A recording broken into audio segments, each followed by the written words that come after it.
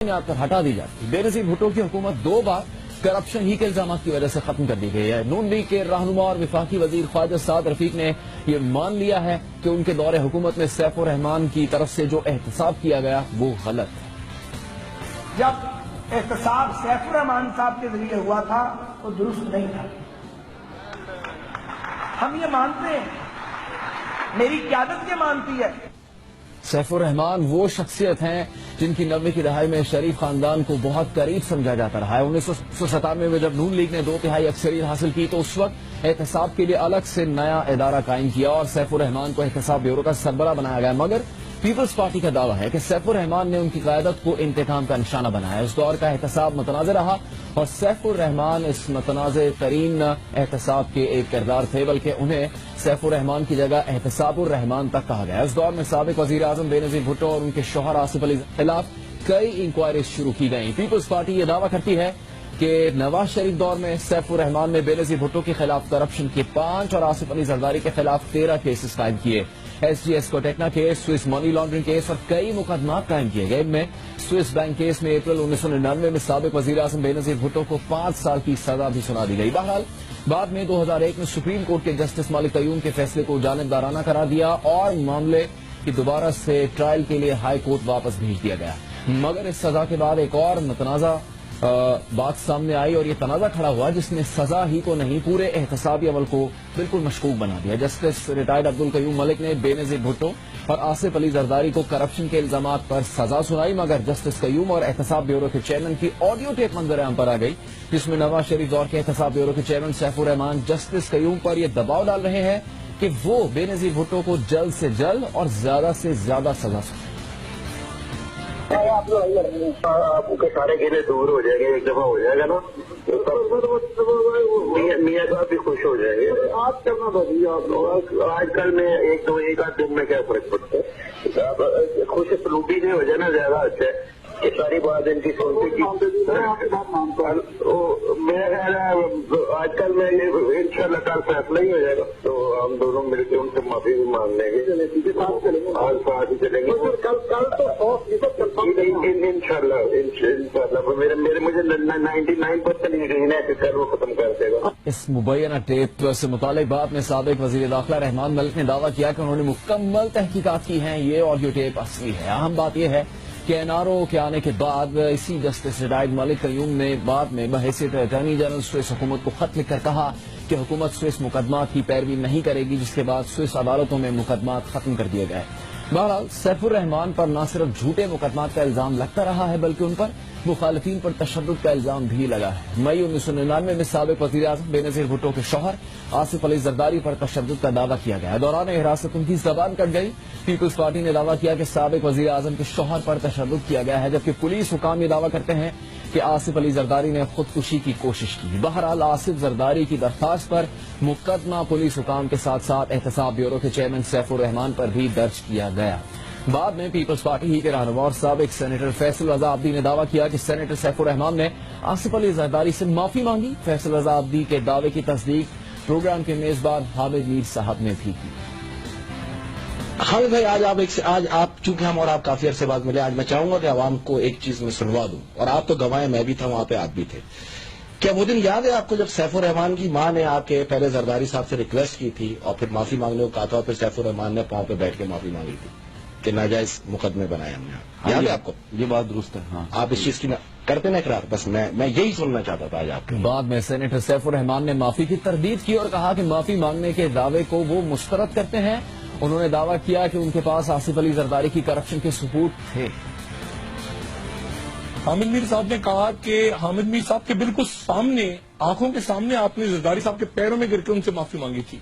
ये क्या वाकया था?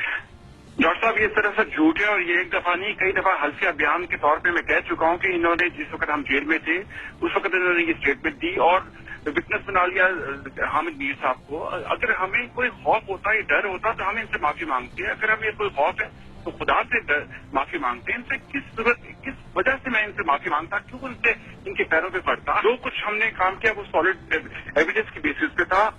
90 की दहाई में इंतकामी सियासत में सैफुर रहमान का नाम تنازع کے ساتھ ساتھ سامنے آتا رہا، متنازع رہا. یہ دعوے پیپلز پارٹی کی طرف سے تو کیے جاتے ہیں، مگر اب نون لیگ نے بھی اعتراف کر لیا ہے، جو کہ بہت بڑی بات ہے. سینیٹر سیف الرحمان کا احتساب غلط تھا.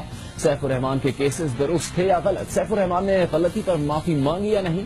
اسی حوالے سے بات کریں گے سینئر صحافی اور جیو نیوز کے پروگرام کیپٹل ٹاک کے میزبان حامد میر صاحب سے. حامد میر صاحب، اصل حقیقت کیا ہے؟ جس طرح سے فیصل رضا عابدین نے آپ کے پروگرام میں کہا، کئی برس بعد خواجہ سعد رفیق نے آج جب یہ کہا کہ سیف الرحمان کا احتساب غلط تھا، تو آپ آج اس تقریب میں موجود تھے جب سعد رفیق نے گفتگو کی؟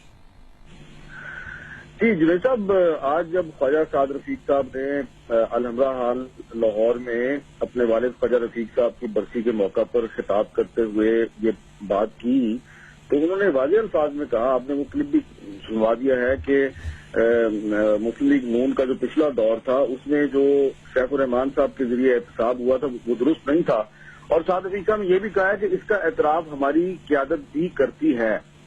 اب سعد رفیق صاحب کو فوراً بعد میری تقریر تھی، اور جب میری تقریر آئی تو میں نے سعد رفیق صاحب کو خراج تحسین پیش کیا کہ آپ نے سچ بولا ہے، اور میں نے یہ واقعہ وہاں پر ریپیٹ کیا کہ کس طرح آج سے تقریباً 12-13 سال پہلے راول پنڈی کی اکاؤنٹیبلٹی کورٹ میں بہت سے دیگر صحافی موجود تھے، میں بھی وہاں موجود تھا، کچھ سیاستدان بھی موجود تھے، اور سیف الرحمان صاحب جو ہیں انہوں نے ہمارے سامنے، میں اکیلا تو نہیں تھا وہاں پہ، وہ 10-15 لوگ تھے، تو ہم سب کے سامنے وہ آئے اور ان کی وہ آ کے گرے، آصف زرداری صاحب کے پاؤں میں گرے.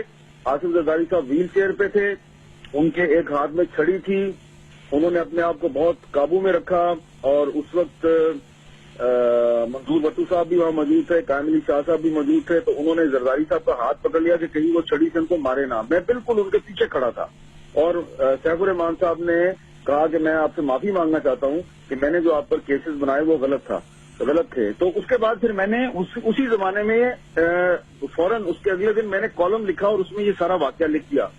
اور سیف الرحمان صاحب جو ہیں انہوں نے مجھے اس وقت سرکاری نمبر سے کال کر کے احتجاج کیا، تردید نہیں کی، بلکہ کہا کہ آپ نے میرے ساتھ زیادتی کی، آپ نے یہ کیوں لکھ دیا؟ تو میں نے ان سے کہا بھائی آپ یہ سرکاری نمبر سے کس طرح کال کر رہے ہیں؟ آپ تو جیل میں ہیں، تو آپ جیل سے مجھے کس طرح فون کر سکتے ہیں، اور سیٹرڈے سنڈے کا دن ہے؟ تو انہوں نے کہا نہیں، میں سپرنٹینڈنٹ جیل کے دفتر سے فون کر رہا ہوں. اور پھر اس کے بعد پھر میں نے اس کو 2-3 دفعہ اس بات کو دہرایا، اور میرا خیال ہے کہ شاید 2009 یا 2010 میں فیصل رضا عابدی صاحب نے مجھ سے پوچھا تو میں نے تصدیق کی، اور 6 سال کے بعد میرا خیال ہے 2016 کے فروری یا مارچ میں سیف الرحمان صاحب نے اس کی تردید کی. آج جب میں نے دوبارہ یہ واقعہ وہاں پر بیان کیا تو وہ کراؤڈ سارا مسلم لیگ نون کا کراؤڈ تھا. میرے بعد پھر حمزہ شہباز صاحب آئے، انہوں نے تقریر کی، پھر ان کے بعد خواجہ آصف صاحب آئے، انہوں نے تقریر کی. ان دونوں میں سے کسی نے تردید نہیں کی کہ جی میں نے غلط کہا ہے. اچھا، اب آج جو سعد رفیق صاحب نے کہا کہ سیف الرحمان صاحب کا احتساب کا طریقہ درست نہیں تھا اور ہماری قیادت بھی اس کا اعتراف کرتی ہے، تو یہ انہوں نے کیوں کہا ہے؟ اس کی وجہ یہ ہے کہ سیف الرحمان صاحب جب یہ سارا کچھ کر رہے تھے تو اس وقت بہت سے لوگ جو ہیں وہ یہ سمجھتے تھے کہ وہ غلط کر رہے ہیں. ان میں اسحاق ڈار صاحب بھی شامل تھے، ان میں شہباز شریف بھی شامل تھے، اس میں چودھری نثار علی خان بھی شامل تھے، اور بھی لوگ شامل تھے. اور اس کے علاوہ جو سب سے بڑی ایویڈنس ہے وہ یہ ہے کہ جب نواز شریف صاحب سعودی عرب میں جلا وطن تھے تو وہاں پر پاکستان کے معروف صحافی اور جیو نیوز کے ایک بہت ہی مایہ ناز اینکر سہیل وڑائچ صاحب جو ہیں، انہوں نے کئی نشستوں میں ایک طویل انٹرویو کیا نواز شریف صاحب کا، شہباز شریف صاحب کا اور لوگوں کا. اور پھر وہ ساری جو کہانی تھی ان کی وہ انہوں نے ایک کتاب کی صورت میں چھاپ دی جس کا نام ہے غدار کون. اور اس کتاب میں بھی نواز شریف صاحب نے یہ اعتراف کیا ہے کہ ان کے دور میں جو اپوزیشن جماعتوں پر اور آصف زرداری اور بے نظیر بھٹو صاحب پر جو مقدمات بنائے گئے تھے وہ کسی کے دباؤ پہ بنائے گئے تھے. انہوں نے اس میں کچھ اداروں کا نام لیا، یعنی اسٹیبلشمنٹ کی طرف انہوں نے اشارہ کیا ہے. تو اب اگر سعد رفیق صاحب نے آج پوری دنیا کے سامنے یہ کہہ دیا ہے کہ سیف الرحمان صاحب کا احتساب کا طریقہ ٹھیک نہیں تھا، اور اس سے پہلے نواز شریف صاحب جو ہیں وہ سہیل وڑائچ صاحب کی کتاب میں بھی یہی بات کہہ چکے ہیں، تو اب سیف الرحمان صاحب جتنی مرضی تردیدیں کرتے رہیں کہ جی میں بالکل ٹھیک تھا، میرے پاس سارے ثبوت موجود تھے، تو اس پہ کون یقین کرے گا؟ کیونکہ ان کے ثبوتوں کی بنیاد پر آصف زرداری صاحب جو ہیں ان کو سزا تو نہیں ہوئی، انہوں نے 8-9 سال جیل میں کاٹے لیکن سزا تو نہیں ہوئی. اور سیف الرحمان صاحب جو ہیں وہ مشرف صاحب کے دور میں ہی، حامد صاحب بہت بہت شکریہ. جس طرح سے حامد بھی نے بھی اس بات کی دوبارہ جو انہوں نے اس وقت دیکھا اور لکھا اس کی آج اس طرح سے تصدیق ہو گئی کہ خواجہ سعد رفیق اور مسلم لیگ نون کے دیگر رہنما جو لاہور کی تقریب میں موجود تھے انہوں نے اس بات